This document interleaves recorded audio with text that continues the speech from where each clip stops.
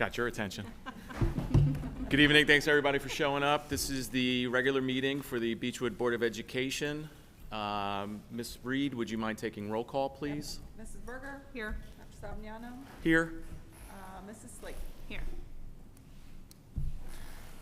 Okay, we go right over to our recognition of guests. Dr. Stacy, if you could take over. All right, so always my favorite part of the board meeting when we get to recognize guests. And tonight, we have a lot of guests to recognize. It's been, last week was quite the week for Beechwood schools, and just want to go through a couple of our major recognitions to, number one, say our gratitude for representing the institution so well. First of all, we have Miss Lupita Diaz, who is the state champion for Poetry Out Loud contests. She competed nationally on May the 1st. Come on, you're fine. Come on. Miss Sleet's going to give you a medal right there. She spoke and competed nationally on May the 1st. She has also been recognized by Governor Beshear and had the opportunity to say her poetry at the Capitol on April the 26th. So quite the honor for Ms. Lupita Diaz. All right.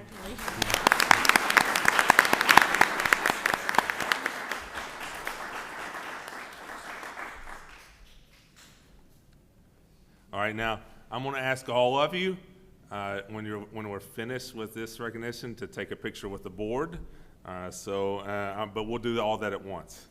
All right, next we have the honor of introducing and recognizing the winners of the Square One Next final pitch event. So I think of this kind of like Shark Tank for high schoolers. And we had a team that actually won the entire event. This comes with full scholarships to Thomas More University, and this was sponsored by Miss Sandy Roark. So if Carson Floyd, Alex Woods, and Colin Wimoff would come up, we'd be more than happy.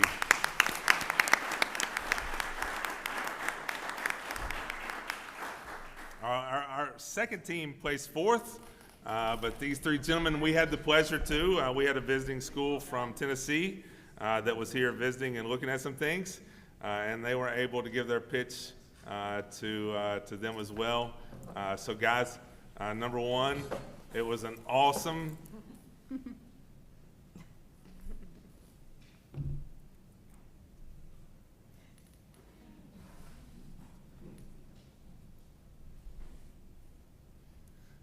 All right, number one, hold on. You all aren't finished. I was nice to Lupita, all right? She's a little nervous, but you guys, no. All right, Alex, tell the crowd and the board what your all's idea was. All right, so our product, we actually got our inspiration from something that probably everyone has in their house, which is a foldable camper.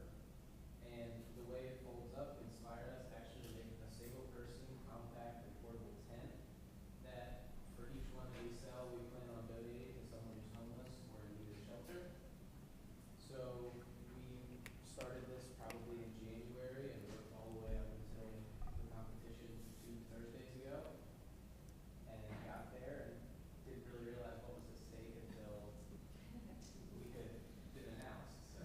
It's always nice to win a full scholarship when you don't know you're up for a full scholarship, right? So the guys, and I only asked Alex because he was the start of the pitch man. He's the beginning of the pitch. But it was awesome. They were like, I say we thought we were maybe going for 500 or 1,000. We had no idea it was a full ride. So, all right. So, number one, great job. Number two, thank you for representing us. Number three, I love how expanding exponential learning actually leads to entrepreneurship ideas. And I'm sure you guys are going to try to patent that thing, right? All right, awesome job. Excellent. Impressive. Good job. Well done.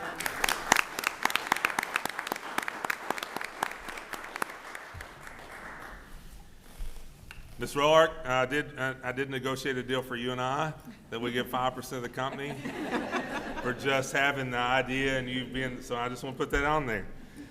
All right, next, and I remember saying this a couple years ago to the board.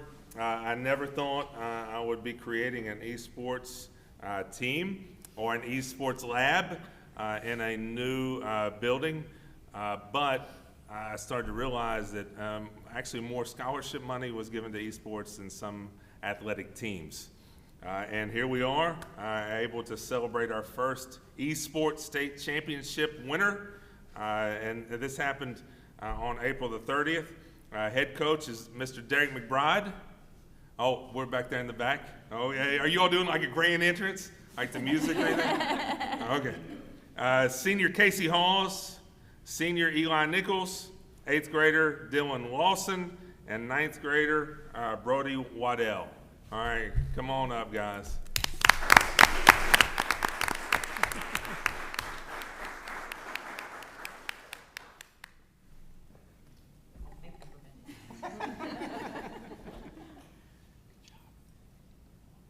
Congratulations. Do you all go after it again? Are you national?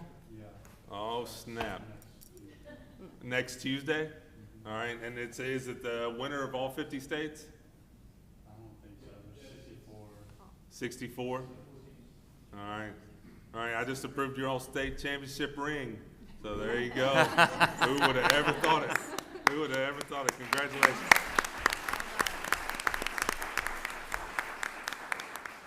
And again, nobody leave until we want pictures. We want another picture. All right, guys, good luck on Tuesday. Awesome job, and I'm telling you, if there's an expanding, it's hard to say sports. I mean, Tanner claims to be a D1 athlete. He's on UC's sports team. I'm like, I just can't say that yet. But if there's an expanding sport, it is esports. All right, so great job, guys. Proud of you. Awesome. Congratulations. Well done. And finally, all right, you guys are good.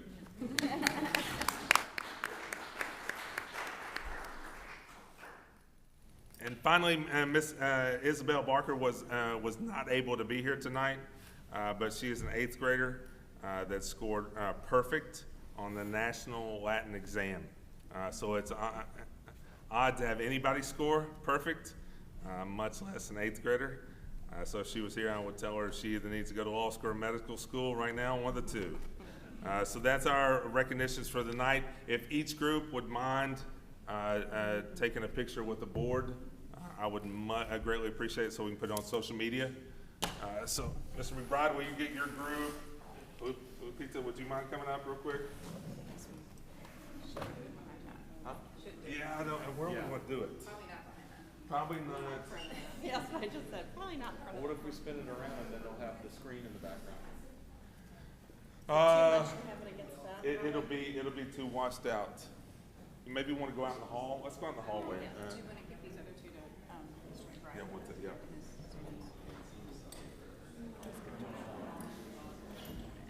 Because we're gonna have to create a wall over here.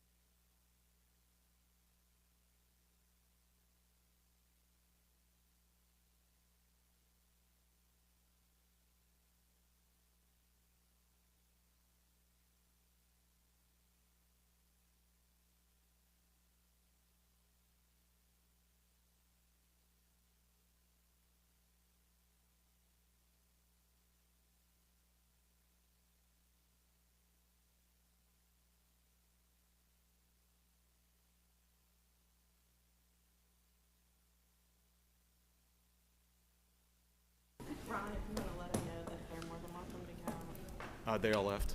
I think they've all. Yeah. Oh. Chiefly. Okay, moving forward, we have nobody listed for public comment, so we'll go right to our discussion and action agenda. If I can have a motion to approve the resolution for House Bill 678. I'll make the motion to approve the resolution for House Bill 678. And I will second. Okay, just to make sure everyone's on the same page, House Bill 678 gave flexibility to building projects to take place without them being listed on your DFP, District Facility Plan. And part of that is just to take away some of the red tape around facility planning, but it's only for 24 months. So because our project has taken place and because there's some ancillary items that we've looked at potentially doing if we have the funds, we will brought the resolution to you, which by approving this resolution, you are saying that basically you're not going to do anything too far-reaching, but at the same time, you have flexibility to bypass some of the traditional systems that have been in place as long as you've been a board member. So the LPC doesn't reconvene? Our LPC still has to reconvene because it's every 4 years. Right. But But we're right on that. yeah, it's time. Yeah. All right, we'll still have to reconvene the LPC to do a new DFP. But in the meantime, we can do things that are in category 4 or not even listed on our current DFP, which is not the case, previously. Yeah. Also allows you to do some athletic items that you haven't previously been allowed to do with bonding.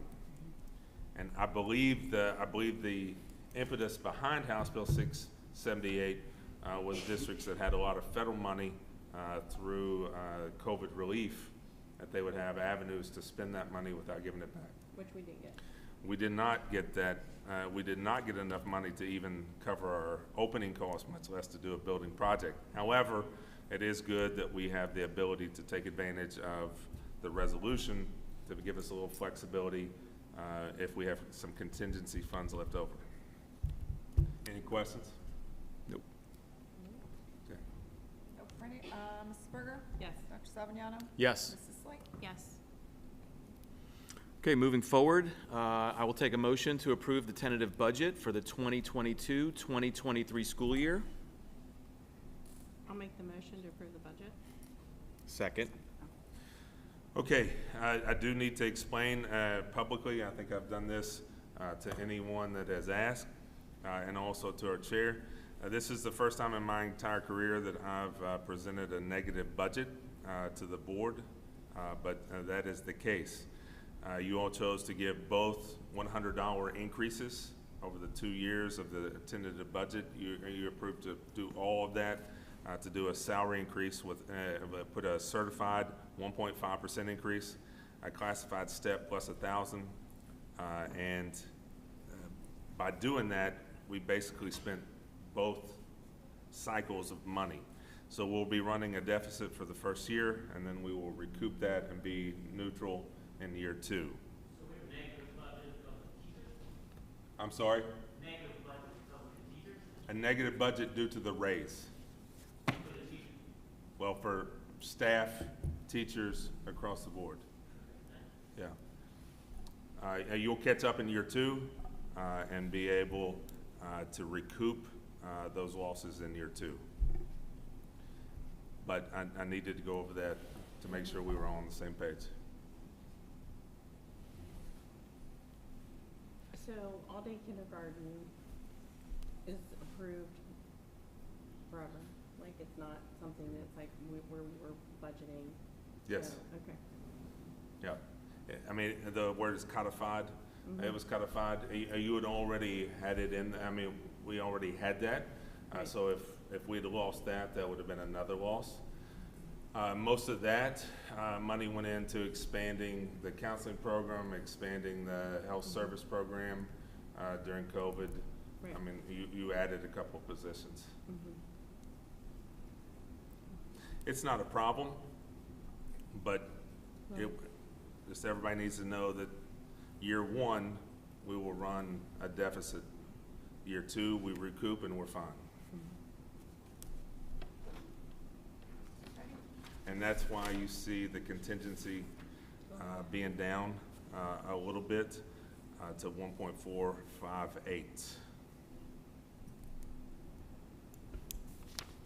I mean, Christie, anything that I'm saying that you would say differently? You're saying everything, right.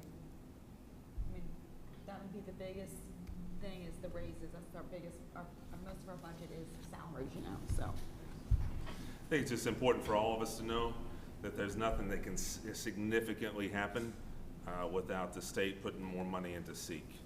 I mean, we've basically been running a flat SEEK budget since '08. I mean, you know, you can say $19 here or $8 there, but we've basically been running a flat SEEK budget since '08. And that's going to be any significant amount going into raises is either going to require a very large local tax or more input from SEEK funding. So that's just the reality of the situation. And we've had that conversation with legislators. So Do you foresee them, like, I mean, continuing to, like, invest in education? Or are they, like, just this one time because they have federal funds? I think the federal funds definitely help the budget, enable it, and put them in a position where they need to do something. I mean, personally, and I've not been quite about this, I think they could have written into the budget much the way they did to social workers and state workers. I think they could have written in 3 to 5% raise for all educational staff, certified and classified, and been okay. But I don't get to make those decisions. I do hope that we look at surrounding states. I mean, Tennessee just went to $6,000 and $500 of guaranteed SEEK money per child. I mean, ours is $4,000 as an average, but for Beechwood we only get about $3,100. So I mean, that's $3,200. That's double what we get per child. So and you know, their budget system isn't too far off of ours, even though they have some tax credit issues that are different. But until that happens, it's going to be hard to sustain. You know, that again, we go back to the 4% usually all goes to staff. Right. Now we do have a group of staff that are around 24 to 25. I mean, obviously they could cycle off, and that could cause a little bit of an impact. The other thing is, you know, we continue to grow. That could cause a little bit of an impact from a positive standpoint. But right now we're getting killed on local property. As property evaluation goes up, all right, your property taxes go up a little bit, but you lose money in SEEK. And several Northern Kentucky districts are facing the same situation. And then we also have to give out a portion of our tax base that comes in. So I think Yes. I think people don't understand in general how that works, and I think an explanation of SEEK. Yeah. I mean, around the whole state, not just in our Yeah. district, how that works. I mean, we lose $2,000, and every time our property goes up, we lose $2 million a year. And every time our property value goes up, that number increases. That is correct. And that's another reason why even something as simple as the match on the building became so important, right? Because as we lose that money, it takes away the flexibility to do that through salaries or through building projects, which is why you didn't have to pass something before 1990 to be able to do a project. But your last major project before we got the money for this side, which was a gift, was '88. So, you know, you think about X amount of dollars every year since 1990. That's why we lobbied so hard for that match on the fourth nickel. Other questions? No, sir. All right. And again, it's just a 1 year. The second $100 comes on and bumps us back into a flat. So that's why we agreed to do that. All right. That's all I have. Mrs. Berger? Yes. Dr. Fabiano? Yes. Mrs. Slate? Yes. Okay, moving forward into our banking services. The rationale is recommending that we stay with Heritage Bank for our banking. Also, a recommendation to add Fifth Third credit card services. that has been specifically designed for the Kentucky co-op districts, which offers a better rebate on purchases than other card programs. I will take a motion. I will motion to approve to continue bank services with Heritage Bank and Fifth Third Bank for credit card services. I second.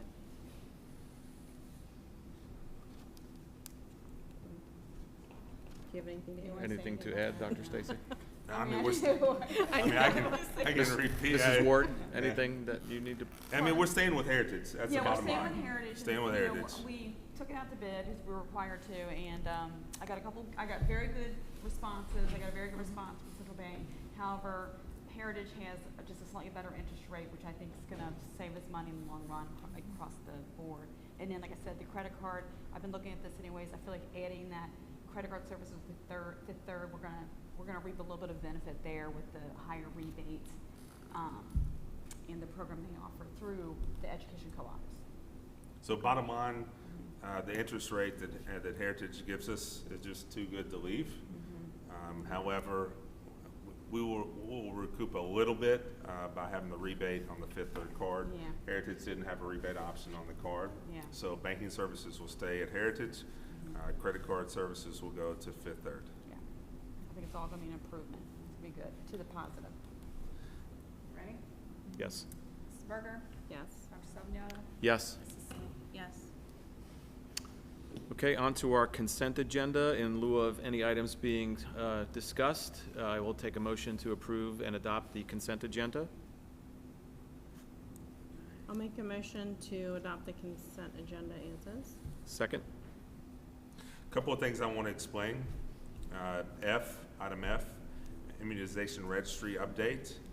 That is just a system for the required immunizations for students. It doesn't include vaccines or anything like that, but it's just an opportunity if a kid transfers schools, they don't have to wait until they have their immunization records to be able to start. So it's just for Kentucky schools, Kentucky students, and it provides an avenue for kids moving back and forth. And while we don't see a lot of transient movement at Beechwood, there's a lot of systems that do.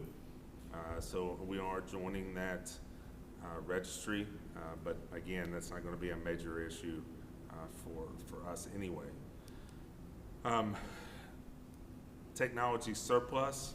You're going to see several surpluses over the next tonight's meeting as well as next meeting on items in the old building. So we'll start to surplus all of the things that could be taken out. Technology be the first. The item J, the high school has requested to add, even though you've already approved fees, there was one that they didn't have a good handle on. They are now allowing a student to take a performance health credit for PE, which means if you're involved in some kind of physical activity outside of the school, that can count as your PE credits, which is a really neat and awesome opportunity for some of our kids. However, if you take a full credit course and now you've missed health as well, then they want to have a virtual option for health. However, if a student makes the choice to do that, then that's something that they're going to have to pick up the cost on, because obviously we have a free health course during the day. So that is a fee for anybody wanting to take the health portion online. Virtually. That's all I have, unless you all have something specific. No, good. Ready? Mrs. Berger? Yes. Dr. Savignon? Yes. Mrs. Slate? Yes. Okay, we are at the information portion. I will hand it over to Dr. Stacy for the superintendent's report. All right, first of all, we're going to do an update on the counseling. So, Kelly, you're welcome to sit over here if you want. Oh, yeah, there's all kinds of Since speakers now. Melanie's, Ms. Strickler's gone. All right, so Ms. Bergai's going to update you on the counseling program for the year, as well as next steps. Good evening. Wanted to give you a quick update on the program evaluation that we did this year as a counseling team. But before we get to that, the first slide.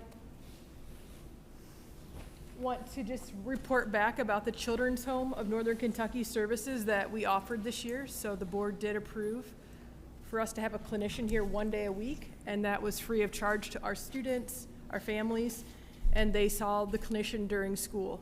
So it was like a 25-minute session, and it was for more preventative mental health support. We had 18 students in the district receive that support this year, and I can tell you families were extremely, extremely appreciative. These are kids that didn't have to go on to outpatient therapy because we were able to meet needs here at school and prevent some things. So I just wanted to report back about that and tell you thank you for investing in the mental health of those students. Fantastic. Students were identified by parent referrals, by counselor referrals, teacher referrals. We really tried to get the word out to teachers in opening days, even continue to remind them, we have this service now. Let us know who could use it. So thank you very much for that. So as a counseling team, all 5 counselors in the district, we, in the fall, we worked on creating a current state program map for the whole district. So we mapped out every grade level, what support were students getting from the counseling team at every grade level. And then that allowed us to see gaps and also strengths in our programming. And then in the winter, we did the stakeholder surveys, and a lot of parents, we really had good participation from parents on the stakeholder surveys. We did student surveys and staff surveys. So our work in the fall and winter was to see where are we at as a program. And then our next step once we returned after spring or after winter break, we started looking at where are we going. And that's where we analyzed the program maps. We looked for gaps and strengths. We talked to principals, talked to Dr. Stacy. We also looked at our stakeholder surveys very closely to pull out gaps and strengths, and then we created 3-year goals for our department. The needs that we saw at the elementary level, we saw the biggest thing we heard from parents were they want more resources. They want more communication from our counselors. So that's the biggest goal for our elementary program, as well as we want to provide more support for new students, and we want more leadership opportunities. So we're gonna start a mini Tiger Ambassador or junior Tiger Ambassador, they might like that word better, at the elementary level. We also wanna get more calm corners or calm kits into classrooms. We wanna teach kids to self-regulate, not just go to a counselor to regulate. So we're working on a grant right now to maybe fund that and try to provide that in the classrooms. And then also the last goal there is increase school-wide SEL programming. We want there to be a culture of maybe a school-wide SEL. We do it in the classrooms at the elementary level, but what can we do to create a school-wide culture at the elementary level? So those are our 3-year goals for the elementary. And then in the high school, the number one gap that we saw or need was for earlier and more comprehensive post-secondary transition support. We do work with juniors and seniors, but what about 7th graders and 8th graders and freshmen? How are we providing them support to prepare for their post-secondary transition? We also want to continue to work on parent-student communication. We really took a lot of steps this year. We really ramped up our information in Mr. Kaiser's weekly, and we sent a lot more emails out to parents as well at the high school directly, letting them know about scholarships and opportunities for students. We want to try to continue to build stronger support for our EL students, and then more SEL support at the high school. That's tough to get in the high school. You can't get to students like you can in the elementary, but we want to see what we can do to increase SEL support. And then we want to enhance a culture of inclusion. That also came out of the stakeholder surveys. So those were our goals for both the elementary and the high school. And then from there, when we looked at everything, what we saw from the program evaluation was that there is more of a need to plug into the high school and provide additional post-secondary support and SEL support than there is going forward for a lead counselor. So with many conversations, we did decide a 5th counselor could be better utilized, really serving in the high school, ramping up the post-secondary transition support. increasing our SEL support. We have a good district team now established, and we're going to continue that as well. So moving forward, those are our updates as a counseling team. Just a Any couple of questions? highlights, and then you can ask questions, any that you have. Number one, the SEL continues to be a theme. I read an article right before I came in. Teen suicides are up significantly. Teen hospitalizations are up more than significantly. I mean, it's really, and I'm not in that world, so I'm not sure exactly what all about COVID or the last couple years have ramped that up so much, but we've seen that here as well. So I think that the SEL component across the board, K through 12, is extremely important. There is no doubt in my mind as a parent of 3 kids to come through the earlier and the more comprehensive college support plan. I mean, it's getting more difficult to get scholarship money. Our kids need more and more supports. Families need more and more supports on how to make that happen. And then just finally, the third point for me was just helping parents know how to navigate some things on their own without even necessarily having to come into the school.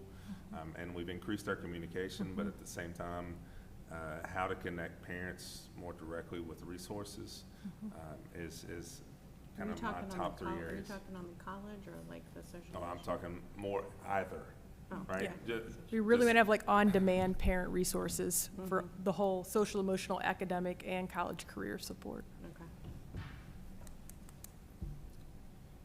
So after several conversations, Kelly did think it would be better to have a full-time counselor as opposed to a lead, to be able to split that caseload up for more individualization. At this point in our process, I can't say that I disagreed with that recommendation at all. So therefore, she will be taking that role next year.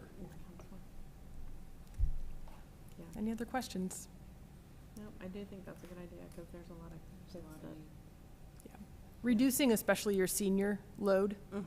From my experience, having 150 seniors on a load, you're like, oh, what I could do if I just had a smaller load. So with 3 counselors at the high school, each counselor will have roughly 40 seniors.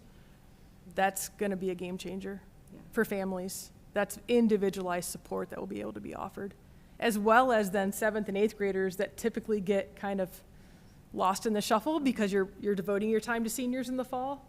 Right. There will be more time for the counselors to reach out. How are those 7th graders doing with the transition, and how are our 9th graders doing with kind of an increased academic rigor? So, A couple of things that I've asked as well from the high school administrators as we start looking at how we're using junior and senior English courses to be able to support that process as well. So I would see some changes coming, minor changes coming in those areas, especially with Senate Bill 1 being passed. I can have a little bit more direct request. Will they still be doing the boot camp and the, like, yes, we already put it out, Okay. application camp for free for all students in August. There are 2 sessions to choose from, and we're even open to adding a 3rd session to keep those numbers low. that's a good idea. Yep. That wasn't around with my oldest daughter. Yep, and then- free for, we want it free, we want everybody to have access to it, not just kids that can afford it. That's a good idea. So the sign-up is already out in Google Classroom, and it's also in Justin's Weekly, Mr. Kaiser's Weekly. As a parent, I thank you, because the communication has been, Great. We Tremendously really worked different. hard to increase our the communication. scholarship information, Yep. just the continuing to Yep. put it out there, because we don't always get it the first time. Yep, We need to hear it. yeah, absolutely, multiple means. There's a lot of information being yeah. thrown at us, so it's. Yeah. it's That's been true. great. This time of year gets a little crazy. It's a lot. And, yeah, if you can get through, you know, sometimes I have to go back to Justin's letter a couple times. I to do, get- but I'm get just it happy in. to have the letter to go back to. I know, Yep. I agree. Yeah. It has a lot of good information in it. What's that? I Saturday, with your coffee, you're sitting with this coffee, yeah. With this And coffee music, that's I think very I put loud music too. Music. All right, so All right, that's kind of thank the you. counselor portion. Yep, Thanks, thank Kelly. you. Appreciate it. Thank you. Appreciate it. I do think it's really important, even with 3. I mean, we visited places that had 5 for even our number. For our which- number? Because we didn't even have that last number. I mean, it's only been recently we Yeah, had I mean, that, so imagine. you know, but we're talking about high-end academic places that we visited that have the money, and big systems to be able, to. But yet, what is the requirement? I mean, so, I mean, I know they Well, always even, tell us. I think we're probably at the highest. I mean, We are at the the highest. national best practice is 250 to 1. We hit that right now with 1,500 students, or, I mean, we're right at it, 1,500 students with 5 counselors. But when you get into really drilling down and really trying to support those upperclassmen on those scholarship applications, I do think that including junior and senior English with that application process and the essay writing is the key for us to be able Which to is a even big, extend that even right, further. which is a big deal right now, especially since they're not doing, like, some of them are ACT optional. So it's a big deal that they get all their, you know, their resume basically together. And Right. so that's been something that, So that's the plan for It's next good for year, support. and then we'll evaluate it accordingly. My other piece for you guys tonight is kind of explaining and my recommendation for 563, House Bill 563. House Bill 563 is the bill that basically says that all schools in the state of Kentucky are to have open borders and accept kids outside of their home area and have policies in place for doing that. There's a number one, it goes into place on July 1 of 2022. So number one, we already have a policy for accepting students from the outside into Beechwood. That is our regular tuition process. So as far as we're concerned, as of this year, our policy stays the same. We go through their traditional tuition process.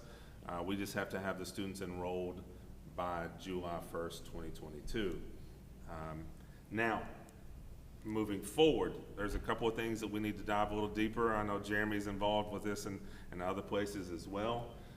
Number one is there's a clause that if a student transfers from a place of residency to a school of non-residency, then they have to sit out 1 calendar year for all extracurricular activities. The KHSAA has disagreed with that, so that's going to go back to session. But if we were to take, which we don't, but if we were to take a tuition student after July 1, as of this year, they would be ineligible for all sports on 22-23 calendar year, school year. That's a hurdle for us. And moving forward in July 1, because you know some of our tuition students do play sports, not all of them, but some of them do. I think that will be revisited because we already have, the KHSAA already has oversight of high school, so I'm not sure why they wanted to extend that to middle school, and I'm not even sure they really understood they were not only extending it to middle school, but even elementary. So right now, if that holds, if a kid comes in elementary as a tuition student, they wouldn't even be able to run like elementary cross country. So I don't think that was the legislator's intent, but that's what came out. but why did they go into that? Because that's not even their, Some people to get the votes to get the votes to pass it. Some people needed to say that it wasn't about sports, that it was an academic bill. And I think that perception was fine and dandy, but writing it the way they did with no explanation and no oversight of KHSAA, they really kind of got themselves in a little bit of a pickle with especially those younger grades. That'll be readdressed in session, I'm sure, but I don't think it really impacts us because the bill didn't go into effect until July 1. Our tuition process was already in place and we'd already accepted kids before they voted on the bill. So our interpretation is that kids were already accepted and fully enrolled prior to July 1. And we'll see. The second piece is depending on how it's interpreted, that there can be no caveats to differentiate student A from student B. mean, we'll continue, we don't necessarily,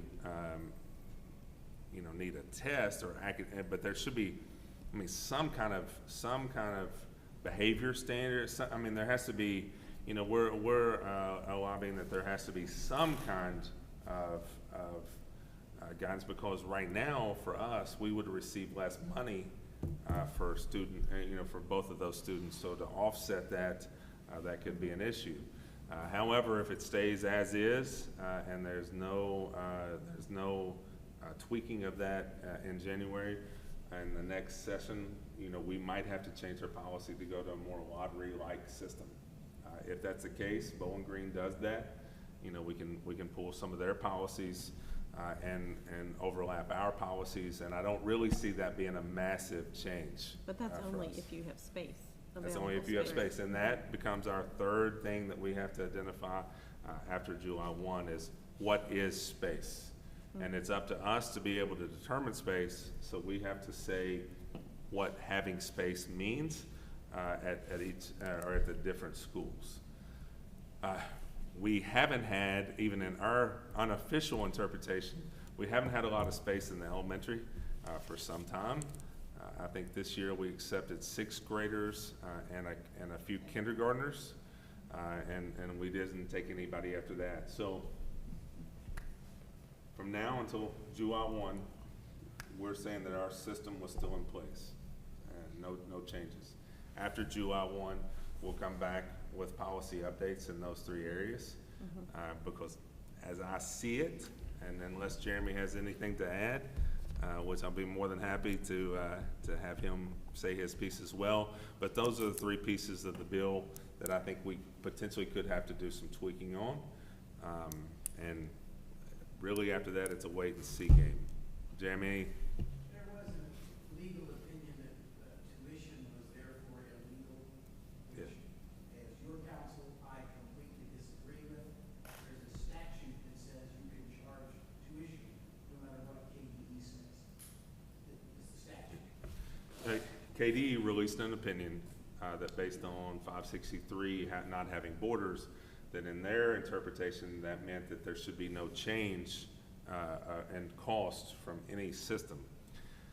However, that would be a massive deal for us. Number one, it is in statute. Number two, if a kid coming in from the outside area didn't have to pay tuition to offset property taxes from Fort Mitchell to Kenton County or Boone County, then you have a major property value issue. That's why I didn't even really bring it up, because I don't want. Their interpretation would basically mean SEEK is invalid. SEEK would be invalid. It can't stand. Right. And it really was just an opinion letter. There's not a court or anybody issuing guidance on that yet. Yeah. That may come up in the future that have to be addressed. So I've cautioned over and over and over again. If a couple of legislators aren't very careful, they'll make a more inclusive environment around the state as opposed to more inclusive. Because if it were to come to that, then it would have to be my recommendation to the board that we stop all tuition. Because protecting property cost and property value is one of, I've never been in that position, and I don't think a lot of people understand that there are a few of us and superintendents that have to worry about property value in relation to our systems. Take a good look at your availability. Give that a lot of thought. Right. So that is an opinion. We've been advised by our legal counsel and by multiple other counsels that is an opinion only. There is a statute that says you can. And the reason you charge tuition is to offset what a property owner pays versus what a property owner pays in X county. So that is where tuition comes from.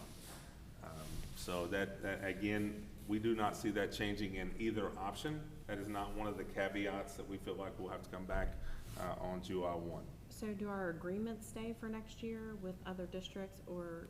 They're perfectly valid. They're, okay. Yeah, our reciprocal agreements with the other Kent County schools, even though they say we don't necessarily need those anymore, I mean, we still have those reciprocal agreements.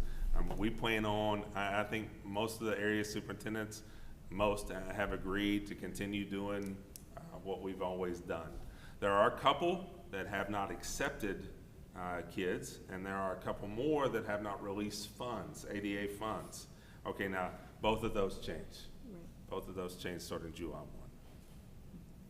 And so if KHSAA doesn't really agree with what they're saying, but KHSAA, are they the enforcing, and do they have to enforce it? Right, I've talked to the commissioner, I've talked to their legal counsel in the last 2 days, because, for example, we have a situation where a student who's been here for 11 years, based on a family situation, is gonna have to move out of the district, all right?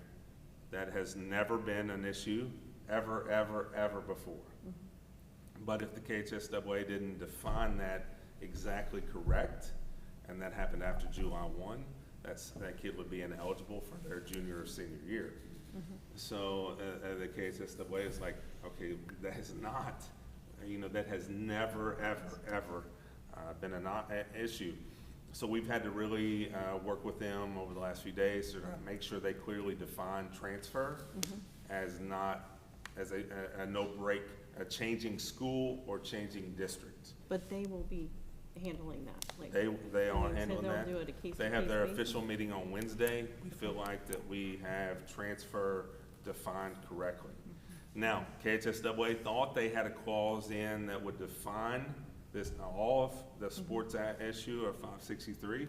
We all thought it was in there as well, but then it wasn't heard on the last day, so it wasn't added to the bill.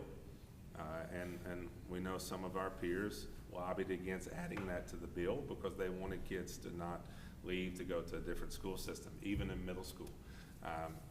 However, if I could predict talent in middle school, I would make a lot of money.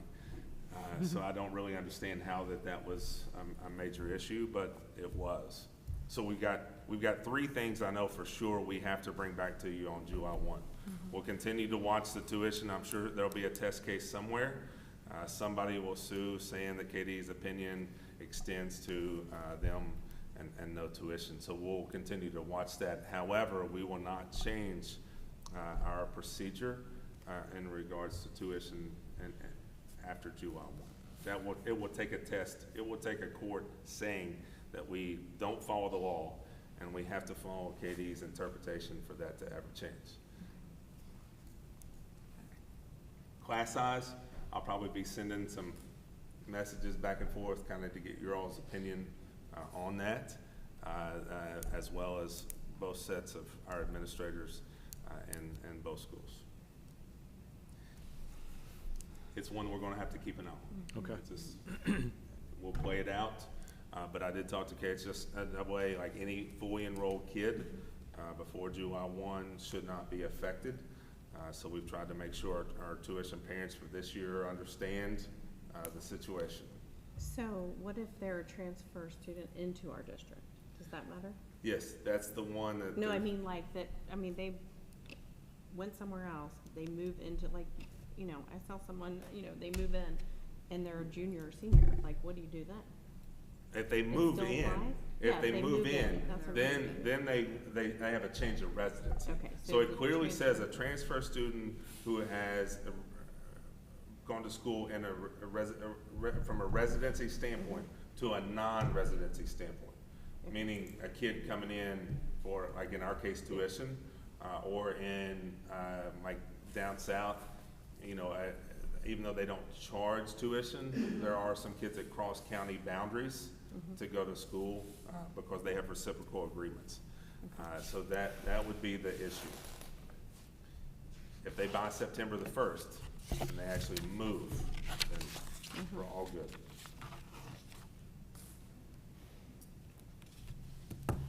The thing to also watch is if they tie a funding source to movement, because that may be the next thing with charters already being approved. Again, also I probably need to explain that the charter bill was a pilot for Kenton County and Jefferson County, so we're the only 2 counties affected by the charter. I didn't really bring it up for. So why Kenton County? Huh? Why Kenton County? I mean, I can't answer that. I could only assume. So I can't answer why Kenton County. They went on size, population, but yet Fayette County wasn't included. So that doesn't really make any sense. So we're a pilot case. I didn't really bring it up for a report because I don't really see a charter school. I mean, we have people trying to move and find ways to get here. We don't really have a lot of people trying to move and find ways, to Not go to be here. somewhere else or not to be here. So I don't anticipate a K-8 charter being an issue at all for us.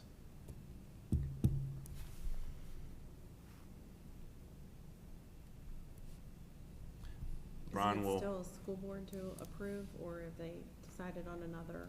They have not they have not identified the authorizer. Okay. However, I fully believe it'll be in KU. I saw that,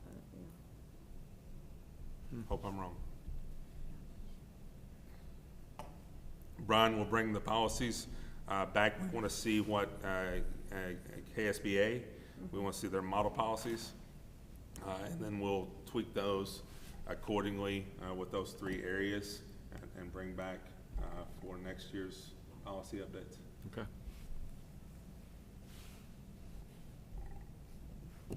That's all I have. Was there anything in finance that you needed to go over? Mrs. Ward? No, I'm gonna say, actually, I was looking at it, and it's very even to last year, even the year before, so I feel like we're really managing our budget fairly well. We had a couple of pockets of some issues, but we found some grant money that we were able to use to offset it, so, it looks pretty good this year, I think, relative, other than a little bit of inflation. I mean, that's the only thing we've really experienced. Just a little bit? Yeah, a little bit, yeah. So, Yeah. so that's what's affecting the mostly is the inflation, but other We than do that, have a we're good piece to utilities. We're tearing down a 1/4 of the building, so we'll obviously use a little less. Well, I know, I'm hoping, we'll see, I know. And we're putting solar back, so Yeah. hopefully that helps That'll us a help. little bit. But the Eventually. energy costs have gone up. That's next year. That does. And Chrissy was a little nervous about me being so open about the other, as well as her mentor was a little nervous about. But it's important for us all to realize, and I think you made the right decision by giving both $100 into raises, especially when some people around us have given 5%.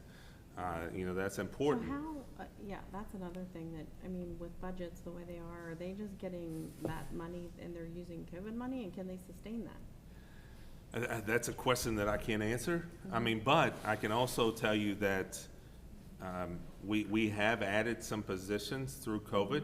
And, I know all of you remember my first year when I made the decision to reduce staff because we had gotten the percentage up too high. I mean, anytime you're at a place like Beechwood and you have a $15 million operating budget, the vast, vast majority of that is slated for one thing and one thing only, and that's salaries.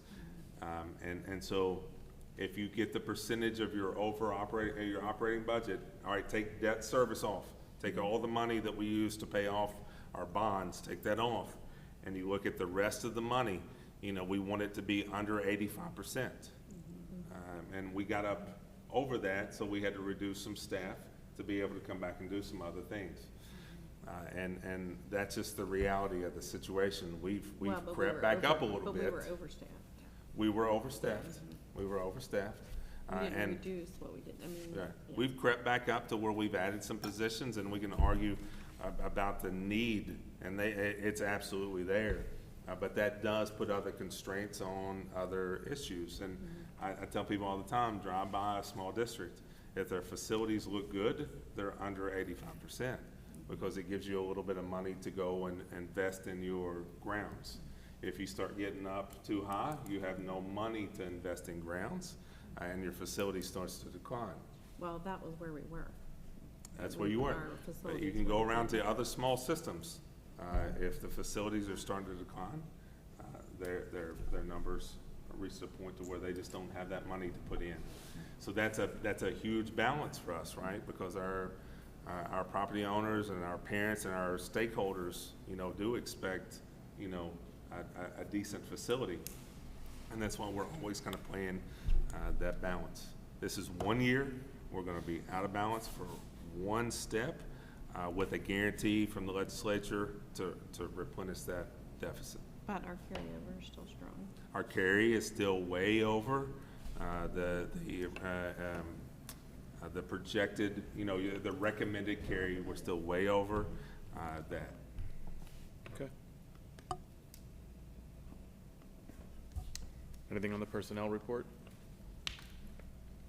All right.